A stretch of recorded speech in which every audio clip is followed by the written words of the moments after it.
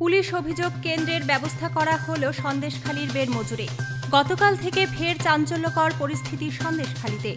পরিস্থিতি সামলাতে বেড়মজুর ১ নম্বর কাঠফুল বাজারে পুলিশ অভিযোগ কেন্দ্র খোলা হয়েছে, যেখানে সাধারণ মানুষ তাদের অভিযোগ এবং সমস্যার কথা জানাতে পারবে। এছাড়াও গ্রামবাসীদের সঙ্গে কথা বলতে সন্দেশখালীতে পৌঁছেছিলেন দমকল মন্ত্রী সুজিত বোস, সেচ মন্ত্রী পার্থ ভৌমিক। এদিন গ্রামবাসীরা তাদের অভাব অভিযোগের কথা জানান মন্ত্রীদের কাছে। অভিযোগ শুনে তাদেরকে আশ্বস্ত করা হয় এবং বলা হয় ভবিষ্যতে এ ধরনের সমস্যা যাতে না হয় সে ব্যবস্থা নেওয়া হবে। আমি এবং পার্থ ভৌমিক দুজনেই এসেছি। এখানে কিছু কিছু সমস্যা আছে, সেচ সংক্রান্ত কিছু সমস্যা আছে, কিছু অগ্নি সম্পর্কে কিছু সমস্যা আছে।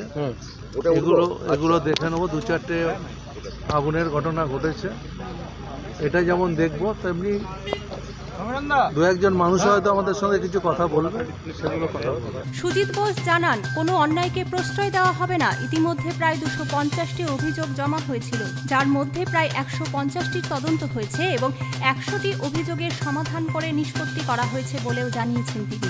দেখুন, আমরা তো মানুষের সাথে, আপনারা তো আমাদের পিছনে সবসময় থাকছেন, যে অভিযোগ শুনছেন সেই অভিযোগগুলো আপনারা আগের দিন ছিলেন।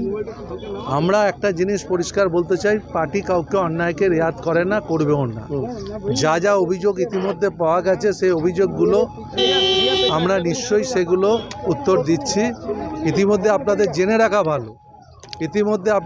রাখা ভালো, প্রায় ২৫০টার কাছাকাছি আমাদের কাছে অভিযোগ এসছে।